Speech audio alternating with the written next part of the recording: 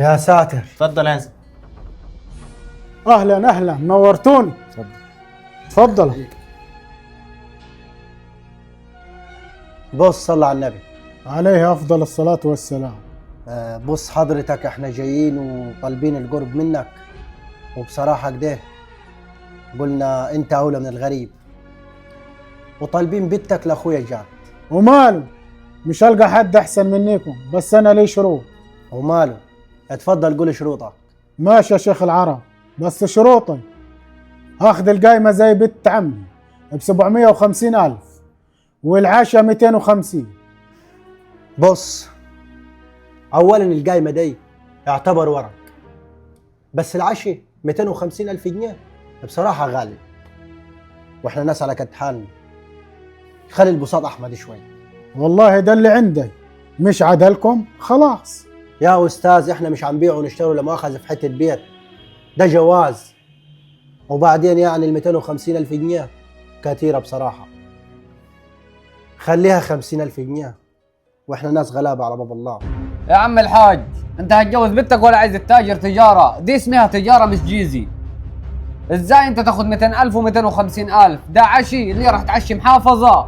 انتوا ليكم حاجة عندي؟ انا لو طلعت بنتي وجوزت اقل من ابنتة عمي الناس في الشارع هتاكل وشك.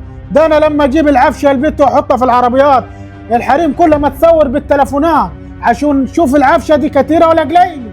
يا عم الحاج بالله عليك ما تبصش للفشخرة الكدابة دي.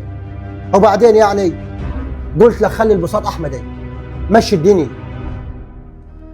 ولا انتوا هتاخدوا بالمظاهر الكدابي 5 عربيات عفشي و300,000 عشي و250 ليه؟ انت هتبيع وتشتري في بيتك. وبعدين ستر الولاية زين حاجة حلوة، كفاياكم بسط المظاهر الكدابي، ولا دايما فلوس ولا دايما اراضي. وبعدين احنا شاريين، وانتوا لو شاريين مش هتدوروا على فلوس، دوروا انكم هتشتروا راجل يسترها، واهم حاجة يكفي بيته ويكون وكيلها بالحلال من عرق جبينه. لكن انتوا مش هتدوروا على كده، هتدوروا على فلوس. مش مهم جايبها منين، المهم انه معاه فلوس. فلوس وبس. اسمع، الفلوس تشتري السرير بس ما تشتريش النوم.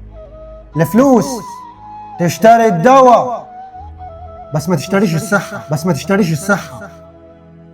والفلوس تشتري اي حاجة الا الاصل.